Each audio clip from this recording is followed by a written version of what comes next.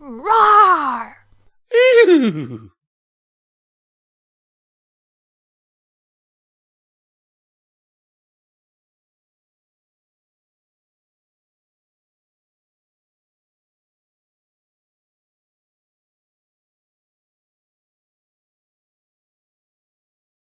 Daring Don't Want by Titty Sparkles in collaboration with RainbowBob.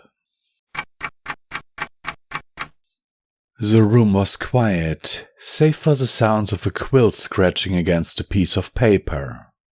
The elderly mare who held the quill focused her magic intensely, letting the magic swivel and swirl the tip across the paper as she voiced her opinion to an author she had just lost all respect for. As she wrote the last line and signed her name, the mare smiled and quickly began to read it over. Dear AK Yearling, what the fuck is wrong with you? More importantly, what the hell were you thinking when you wrote your new book, Daring Do and the Ring of Destiny? The first 20 pages were literally pointless babble about you losing the rings to the main villain and pretty much suffering from extreme amounts of not really touched upon angst. Not only did you lose my attention, but I literally had to force myself to finish the rest of the book. And boy, did I wish I never did. I don't even know where to properly begin, but I might as well try. Alicorn Mary Sue's recolored original character, OC, of yourself as an annoying fan insert? A group of ponies that just happened to look for you in the middle of an adventure with no explanation whatsoever? Were you literally drunk when you were writing this?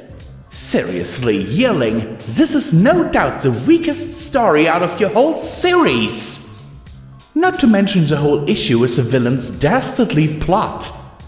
800 years of drought by heating up the sun?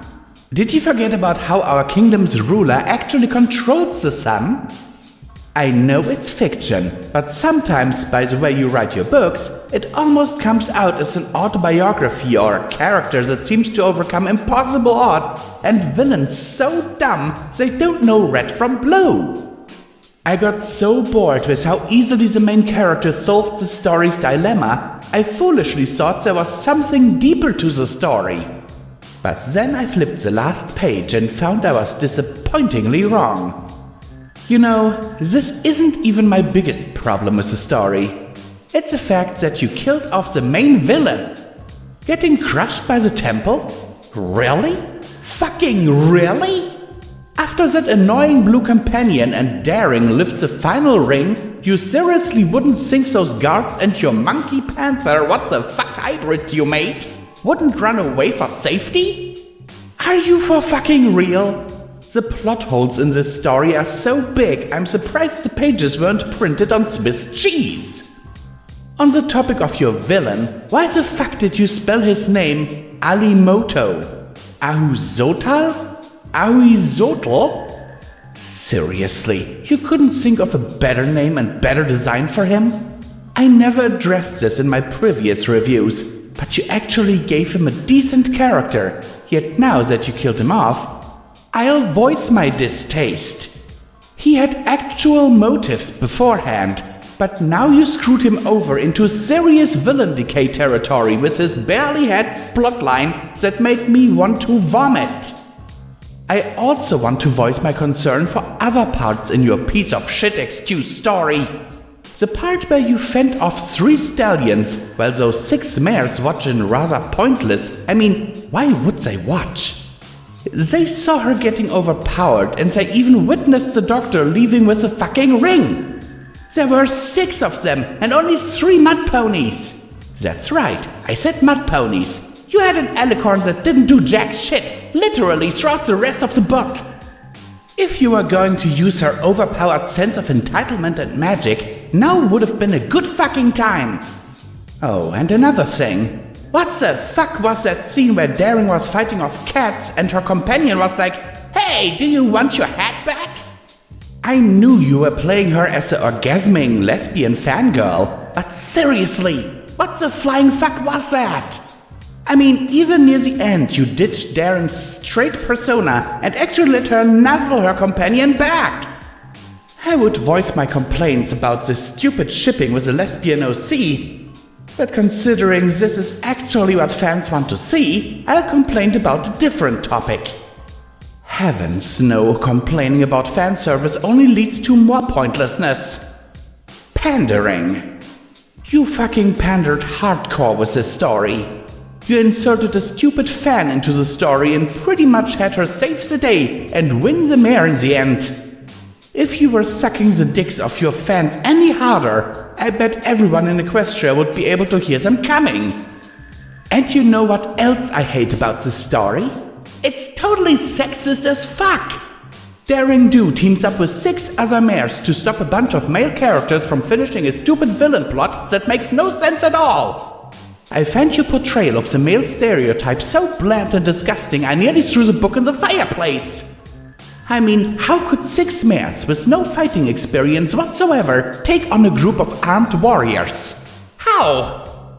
You know what else? I don't even care anymore. I'm done, fucking done, with your series and any other future books that you'll publish.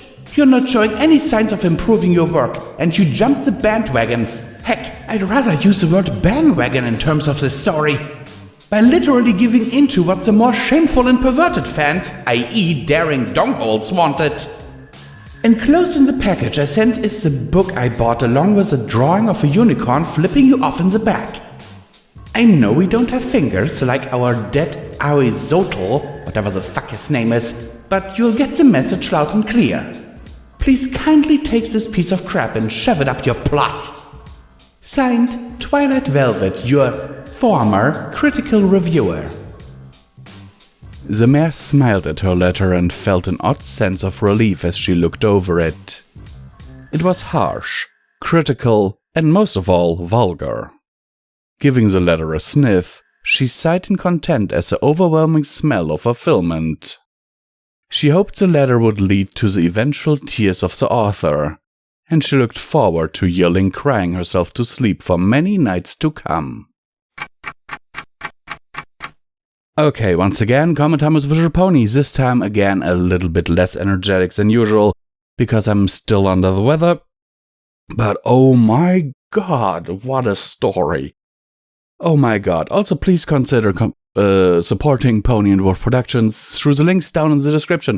Every dollar help is needed and very much appreciated. Also, do not forget, like and subscribe. It helps us really in the algorithm and helps other people find our work. Okay, where to start here?